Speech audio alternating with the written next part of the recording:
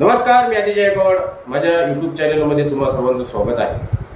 मित्रांनो, आजच्या विशेष डायरेक्ट तुम्ही बघतच असेल की रायगडमधील पनवेल विधानसभा मतदारसंघ आणि उरण मतदारसंघ या दोन मतदारसंघामध्ये शकापच्या उमेदवाराचे बॅनर झळकले. सर्वात जास्त तोटा ठाकरे गटाचे उद्धव बाळासाहेब ठाकरे या पक्षाचा होईल. मित्रांनो, पनवेलमधून शकापमधून तुम्ही बॅनर बघू शकता.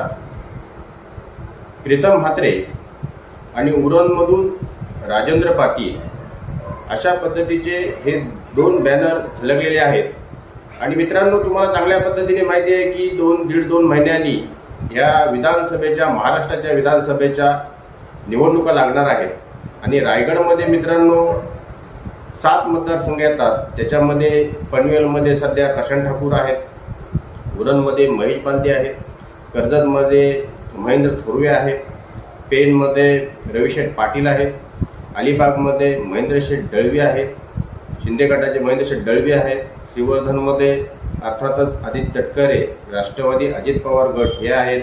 त्याच्यानंतर शिंदे गटाचे भरतशेठ गोगावले महाडचे आमदार आहेत. मित्रांनो, आपण पाहिलं लोकसभेला महायुती आणि महाविकास आघाडी असा संघर्ष आपल्याला रायगडमध्ये पाहायला मिळाला. आणि महाविकास आघाडीमध्ये मित्रांनो ठाकरे गट, काँग्रेस, त्याच्यानंतर शरदचंद्र पवार, राष्ट्रवादी गट, शेकाप अशा पद्धतीचे घटक पक्ष होते. आणि महायुतीमध्ये मित्रांनो भाजप, शिवसेना शिंदे गट, राष्ट्रवादी अजित पवार गट असे पक्ष होते. आणि त्याच्यामध्ये तुम्हाला माहिती आहे अर्थातच सुनील तटकरे यांनी बाजी मारली.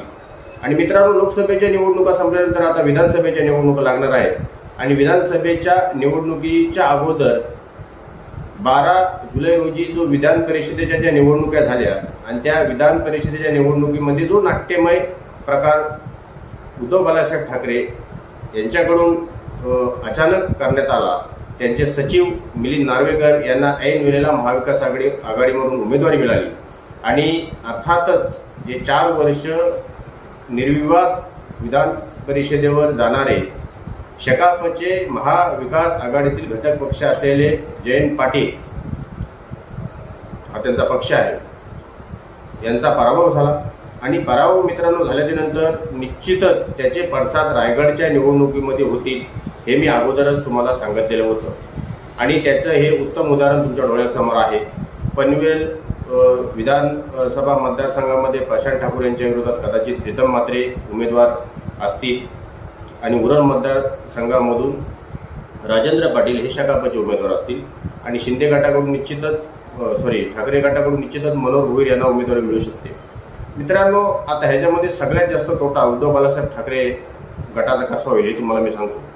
की कर्जतमध्ये जर आपण पाहिलं तर शिंदे गटाचा सध्या आमदार आहे, परंतु लोकसभा निवडणुकीमध्ये तिथे ठाकरे गटाला महाविकास आघाडीचे जे उमेदवार असतील भविष्यात, त्या ठाकरे गटाचे जे उमेदवार होते किंवा तो मतदारसंघ आहे त्या उमेदवारांनी अतिशय चांगले काम केल्यामुळे कर्जत विधानसभा मतदारसंघामध्ये लोकसभेला तिथे महाविकास आघाडीला लीड मिळाला.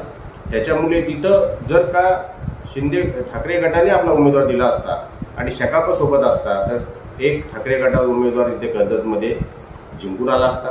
उरणमध्ये पण मित्रांनो तीच परिस्थिती आहे. उरणमध्ये सुद्धा मावळमध्ये ठाकरे गटाला आणि महाविकास आघाडीला तिथे लीड मिळाला. तिथे सुद्धा ठाकरे गटाला उमेदवार देता आला असता महाविकास आघाडीमधून, ती सुद्धा जागा ही ठाकरे गटाला मिळाली असती.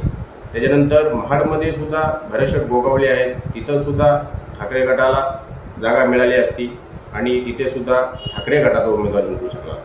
परंतु मित्रांनो, ऐन वेळेला उद्धव बाळासाहेब ठाकरे यांनी खेळी केल्यामुळे जयंत भाई यांची आमदारकी हुकली, ते हरले. आणि निश्चितच ते रायगडमधील 2024च्या विधानसभेच्या निवडणुकीमध्ये जिथे जिथे शिंदे गटाचे उमेदवार असतील, जिथे ठाकरे गटाचे उमेदवार असतील तिथे तिथे 100% उमेदवार देणार असं मी अगोदर सुद्धा म्हटलेलं आहे. आणि भाईंनी मागच्या एका त्यांच्या हरल्याच्या नंतर एका कार्यकर्त्याशी संवाद साधताना सांगितलेलं सुद्धा होतं की आपण पेनमध्ये उमेदवार देतोय, आपण उरणमध्ये उमेदवार देतोय, आपण पनवेलमध्ये उमेदवार देतोय, आपण कर्जतमध्ये पण एक बातमी आलेली होती. मित्रांनो, अशा पद्धतीच्या आता गोष्टी ह्या होणार आणि ह्याची सुरुवात आता व्हायला लागलेली आहे. त्याच्यामुळे रायगडमध्ये महाविकास आघाडी राहते की नाही हे पाहणं महत्त्वाचं ठरणार आहे. परंतु अशा पद्धतीच्या बॅनरबाजीमुळे याचा सर्वात जास्त फटका हा उद्धव बाळासाहेब ठाकरे यांच्या पक्षाला बसू शकतो. जिथे त्यांचे 3 आमदार जिंकू शकले असते रायगडमधून, ते आता कदाचित पराभूत होऊ शकतात, अशी एकंदरीत परिस्थिती निर्माण झालेली आहे. एक विधान परिषद सदस्यासाठी मला वाटते उद्धव बाळासाहेब ठाकरे यांनी विधानसभेचे 3 उमेदवार हे कमी होतील, असा एकंदरीत आता रायगडच्या ह्या सर्व राजकीय घडामोडीचा एक निष्कर्ष आपण काढू शकतो. मित्रांनो, एक छोटासा व्हिडिओ बनवला कशा पद्धतीने येणाऱ्या कार्यकालामध्ये शकाप एकटा लढतोय की महाविकास आघाडीमध्ये लढतोय हे आपल्याला समजेलच. परंतु एकंदरीत भाई पराभूत झाल्यामुळे शकापचा राग हा निश्चितच ठाकरे गटावर आहे आणि आम्ही स्वतंत्र लढू असेच एकंदरीत हे चित्र ह्या सर्व कार्यकर्त्यांच्या मनामध्ये आता निर्माण झालेलं आहे. म्हणून ते अशा पद्धतीच्या बॅनरबाजी सोशल मीडियाच्या माध्यमातून करायला लागलेले आहेत आणि भाईनी सुद्धा त्याची एक हिंट आपल्याला दिलेली होती, ती सुद्धा आपण त्यांच्या भाषणातून पाहिलेली असेल. मित्रांनो, जास्त काही सांगायचं नाही आहे. हा एक छोटासा व्हिडिओ बनवला. जर तुम्हाला हा व्हिडिओ आवडला, लाईक करा, शेअर करा, सबस्क्राईब करा. धन्यवाद.